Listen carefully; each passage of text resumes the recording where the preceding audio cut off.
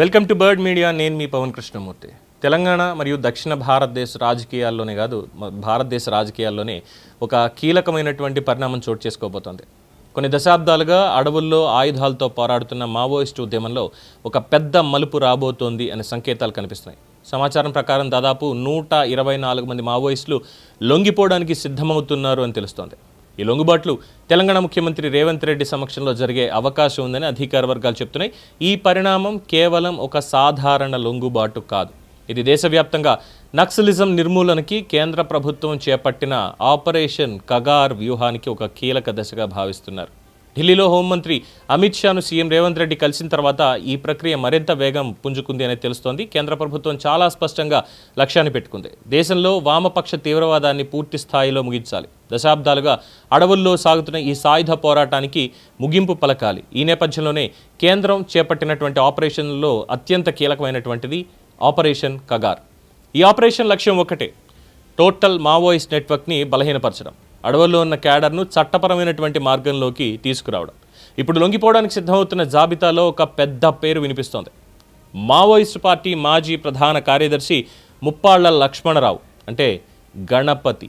దశాబ్దాల పాటు నక్సలైట్ ఉద్యమానికి సిద్ధాంతపరమైన నాయకత్వం వహించిన వ్యక్తిగా ఆయన పేరు భారత రాజకీయ చరిత్రలో నిలిచిపోయింది. ఒకప్పుడు అడవుల్లో అగ్రనేతగా ఉన్న ఆయన ఇప్పుడు అనారోగ్య కారణాలతో అజ్ఞాతంలో ఉన్నారని సమాచారం.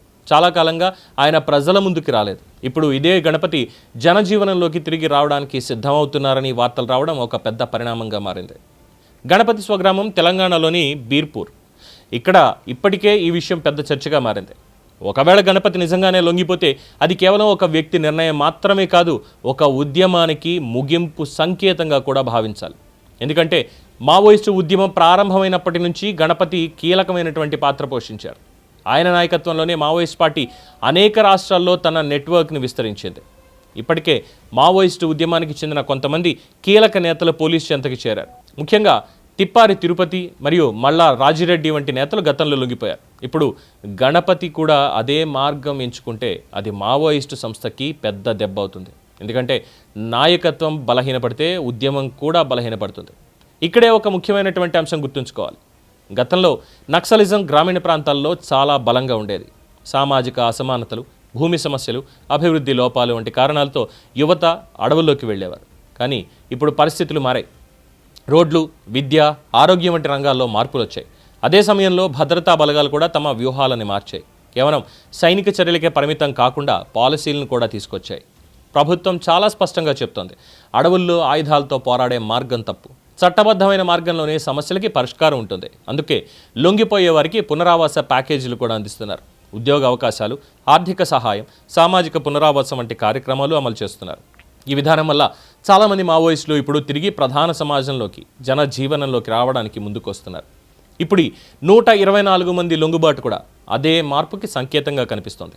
ఇది కేవలం ఒక రాష్ట్రానికి సంబంధించిన విషయం కాదు, దేశవ్యాప్తంగా నక్సలిజం నిర్మూలనకి ఇది ఒక పెద్ద అడుగు. ముఖ్యంగా కేంద్ర ప్రభుత్వం ప్రకటించిన లక్ష్యం ప్రకారం రాబోయే సంవత్సరాల్లో దేశంలో వామపక్ష తీవ్రవాదాన్ని పూర్తిగా అంతం చేయాలనే ప్రయత్నాలు కొనసాగుతున్నాయి. టు బి ప్రిసైజ్, మార్చ్ 31వ తేదీ 2026 సంవత్సరం నాటికి, అంటే ఈ నెలాఖరికల్లా ఆపరేషన్ కగార్తో పూర్తి స్థాయిలో నక్సలిజం నిర్మూలన కార్యక్రమాలు ముమ్మరంగా కొనసాగుతూనే ఉన్నాయి. మొత్తం మీద ఇప్పుడు ఒక పెద్ద ప్రశ్న మన ముందుంది. అడవుల్లో సాగిన దశాబ్దాల సాయుధ పోరాటం చివరి దశకి చేరుకుందా? గణపతి వంటి నేతలు కూడా చట్టం ముందు లొంగిపోతే అది నిజంగా నక్సలిజం ముగింపుకి సంకేతమా అన్నది రాబోయే రోజుల్లో స్పష్టమవుతుంది. కానీ ఒక్క విషయం మాత్రం చాలా స్పష్టంగా చెప్పాలి. ఒకప్పుడు తుపాకీలతో వ్యవస్థను మార్చాలని ప్రయత్నించిన వారు ఇప్పుడు అదే వ్యవస్థ ముందు లొంగిపోవడానికి సిద్ధమవుతున్నారు. అదే భారత ప్రజాస్వామ్యానికి ఉన్న బలమని ప్రభుత్వం చెబుతోంది. చూద్దాం, 31వ తేదీ లోపు ఆపరేషన్ కగార్ పూర్తి స్థాయిలో అమలయ్యి నక్సలిజం అంతమొందుతుందా, లేదు సరికొత్త నాయకత్వాలు ఏమైనా పుట్టుకొచ్చేటువంటి అవకాశం ఉందా? Let's wait and see. దీని మీద మీ అభిప్రాయం తెలియచేయండి. చూస్తూనే ఉండండి ది బర్డ్ మీడియా.